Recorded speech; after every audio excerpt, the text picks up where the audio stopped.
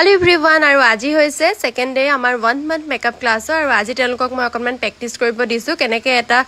মেকআপৰ base ready কৰিব লাগে তেওঁলোকক আজি অকমান মই প্ৰেক্টিস কৰিব দিছো আৰু এইফালে আজি আমাৰ সোনিয়া বয়ে কৰিছে বৰখা বাক আজি অকল বেস মেকআপৰ যেহেতু প্ৰেক্টিস দিছো আইব্ৰো কৰা নাই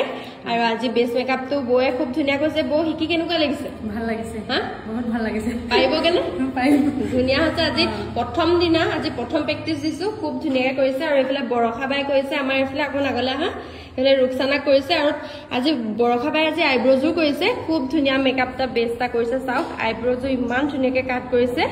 ভাল লাগিছে কেনেকুৱা লাগিছে বহুত ভাল লাগিছে ভাল লাগিছে এইফালে পা আমাৰ বকঠাৰ পৰা আহিছে অনুপ দুগৰাকী আৰু আজি বেস মেকআপৰ প্ৰেক্টিস দিছো যেহেতু আৰু এইফালে গায়ত্ৰীয়ে কৰি দিছে নিহাৰিকাক খুব ধুনিয়া এটা সিম্পল বেস মেকআপটা দিছে প্ৰেক্টিস কৰিছে আজি প্ৰথম দিন হয়নে কেনেকুৱা লাগিছে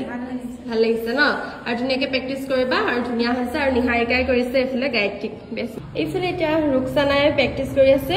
বো বেস মেকআপৰ কেনেকুৱা লাগিছে ভাল লাগিছে ন ধুনিয়াকে কৰা প্ৰেক্টিস আৰু এটা ভাল খবৰ লৈ আহিছো আপোনালোকৰ কাৰণে আমাৰ নেক্সট বেটচৰ এডমিশন চলি আছে স্ক্ৰিনত দিয়া নাম্বাৰটো যোগাযোগ কৰিলে আপোনালোকে যদি যিসকল মেকআপৰ প্ৰতি আগ্ৰহী তেওঁলোকে যোগাযোগ কৰিব পাৰিব আমাৰ সিট বুকিং চলি আছে সোনকালে বুক কৰি ল'ব থ্যাংক ইউ